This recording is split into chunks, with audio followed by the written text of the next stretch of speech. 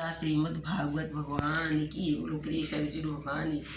राजन कृष्ण भगवान कहते हैं, इसके बाद कपिध्वज अर्जुन ने मोर्चा बांधकर डटे हुए धृतराज संबंधियों को देखकर उस शस्त्र चलने की तैयारी की। उस धनुष उठाकर ऋषि कृष्ण श्री कृष्ण महाराज ये वचन कहा, हे अच्युत्य, मेरे रथ को दोनों सेनाओं के बीच में खड़ा कर दो, और जब तक कि मैं युद्ध क्षेत्र में डटते हुए भी युद्ध के अभिलाषी विपक्षी योद्धाओं में भली प्रकार देख लूं कि युद्ध व्यापार में मुझे किन किन के साथ युद्ध करना है योग है, तब तक वहीं खड़ा रहिए।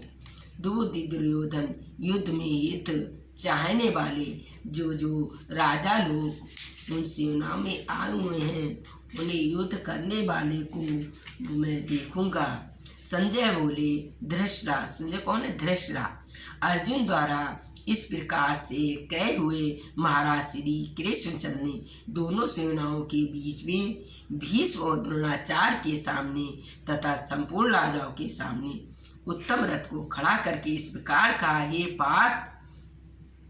किसने कहा? कृष्ण ने अर्जुन से, युद्ध के लिए जो जटे रहो और कौरवों को देखो।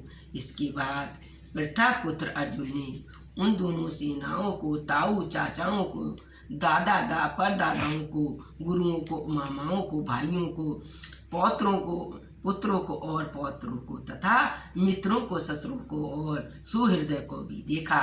और 26 से 27 वेद का पूर्व अर्थ है। उस उपस्थिति संपूर्ण बंधु को देखकर वे कुंती पुत्र अर्जुन अत्यंत करुणा से युक्त होकर शोक करते हुए यह वचन बोले। बेका उत्तराधार और 26 बेका पूर्वार्ध उन्होंने अर्जुन से कहा। अर्जुन बोले, हे कृष्ण, युद्ध क्षेत्र में डटे हुए युद्ध के अभिलाषी स्वजन समुदायों को देखकर मेरे अंग शिथिल हो जा रहे हैं। मैं मुख सूखा हुआ जा रहा है तथा मेरे शरीर से में कंप एवं रोमांच हो रहा है। वेद का अर्थात 29वां अध्याय। हमारे हाथ में पांडवों के पुत्र तथा धनुष गिर रहा है और त्वचा बहुत जल रही है, तब मेरा भ्रमित सा हो रहा है, इसलिए मैं खड़ा रहने को भी समर्थ नहीं हूँ। कौन कहता है? अर्जुन कृष्ण भगवान से कहते हैं, हे केशव, मैं लक्षणों को भी विपरीत देख कर रहा हूँ तथा युद्ध में स्वजन समझाओ को मारकर कल्याण भी नहीं दे सकता। हे कृष्ण, मैं ना तो विजय चाहता हूँ और न राजकुश को कही।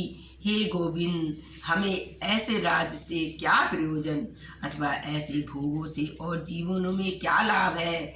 हमें जिनके लिए राज भोग सुखाद का अभिष्ट है, वे ये सब धन और जीवन आशाओं को त्याग कर युद्ध में खड़े हैं। गुरजन ताऊ चाचे लड़के उसी प्रकार से दादे मामे ससुर पुत्र पौत्र साले और भी संबंधी लोग हैं।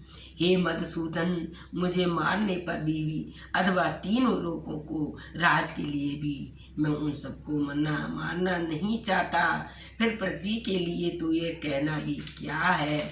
इस तरह से हमने आपको अर्जुन और श्री कृष्ण ने जो गीता में समझा रहे हैं, वो उन सब अपने परिवार के बारे में समझाकर कह रहे हैं। और अर्जुन कृष्ण भगवान से कहते हैं कि मेरे हाथ पैर काँप रहे हैं, शिथिल हो रहे हैं, मुख सूखा जा रहा है। तो इस प्रकार से उनके दोनों की वार्तालाप चल रही है, अर्जुन और कृष्ण की, अर्जुन की और कृष्ण भगवान की। तो हमने उनकी वार्तालाप सुनाई और आज उनकी आगे की कथा बताएंगे, महाभारत में सुनाएंगे। बोलो कृष्ण भगवान की जय। बोलो सीधा मत।